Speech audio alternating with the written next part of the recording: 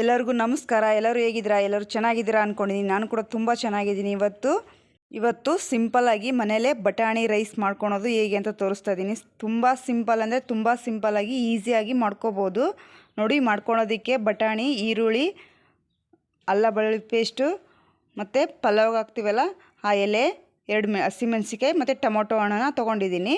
ಇವಾಗ ಗ್ಯಾಸಿನ ಮೇಲೆ ಒಂದು ಪಾತ್ರೆ ಇಟ್ಕೊಂಡು ಸ್ವಲ್ಪ ಎಣ್ಣೆ ಹಾಕ್ತಾಯಿದ್ದೀನಿ. ನೋಡಿಕೊಂಡು ಎಣ್ಣೆ ಹಾಕ್ಕೊಳ್ಳಿ, ನಿಮ್ಗೆ ಎಷ್ಟು ಬೇಕಾಗುತ್ತೆ ಅಷ್ಟು. ನೋಡಿ, ಇವಾಗ ಪಲಾವ್ ಎಲೆ ಸೇರಿಸ್ತಾ ಇದ್ದೀನಿ. ಆಮೇಲೆ 2 ಲವಂಗ ಮತ್ತು ಚಕ್ಕೆ ತೊಗೊಂಡಿದ್ದೆ. ಇದು ಎಣ್ಣೆಲಿ ಸ್ವಲ್ಪ ಫ್ರೈ ಆಗಬೇಕು. ಆನಂತರ ಈರುಳ್ಳಿ ಹಾಕ್ಕೊಳ್ಳಿ. ಈರುಳ್ಳಿ ಕೂಡ ಚೆನ್ನಾಗಿ ಒಂದು ಸ್ವಲ್ಪ ಗೋಲ್ಡನ್ ಕಲರ್ ಬರೋವರೆಗೂ ಫ್ರೈ ಮಾಡಿಕೊಂಡು, ಆನಂತರ ಹಸಿಮೆಣಸಿಕಾಯಿ, ಅಲ್ಲ ಬೆಳ್ಳುಳ್ಳಿ ಪೇಸ್ಟು ಸೇರಿಸ್ಕೊಂಡು ಸ್ವಲ್ಪ ಫ್ರೈ ಮಾಡ್ಕೋಬೇಕು.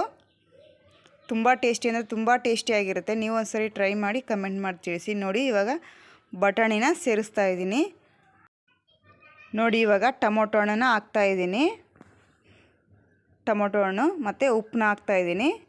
ಹಾಕ್ಬಿಟ್ಟು ಆನಂತರ ಸ್ವಲ್ಪ ಅರಿಶಿನ ಪುಡಿ, ಖಾರದ ಪುಡಿನೂ ಸೇರಿಸ್ತಾ ಇದ್ದೀನಿ. ನಿಮಗೆ ರುಚಿಗೆ ತಕ್ಕಷ್ಟು ಖಾರನ ಹಾಕ್ಕೊಳ್ಳಿ. ನಾನು 1 ಸ್ಪೂನ್ ಹಾಕ್ಕೊಂಡಿದ್ದೀನಿ. ನೋಡಿ, ಇವಾಗ ಈ ಥರ ಬೆಂದಿದೆ. ಟೊಮೊಟೊ ಹಣ್ಣು, ಈರುಳ್ಳಿ ಎಲ್ಲ ಈ ಥರ ಆಗಿದೆ. ಇವಾಗ ಅನ್ನನ ಸೇರಿಸ್ಕೋಬೇಕು. ನಿಮಗೆ ಎಷ್ಟು ಬೇಕು ಅಷ್ಟು ನೋಡಿಕೊಂಡು ಅನ್ನನ ಮಿಕ್ಸ್ ಮಾಡ್ಕೋಬೇಕು. ಅನ್ನನ ಚೆನ್ನಾಗಿ ಮಿಕ್ಸ್ ಮಾಡ್ಕೊಂಡ ನಂತರ ನೋಡಿ ಈ ಥರ ಆಗಿದೆ. ಇವಾಗ ಸವಿಯಲು ಸಿದ್ಧ. ನೋಡಿ ಯಾವ ಥರ ಆಗಿದೆ ಅಂತ.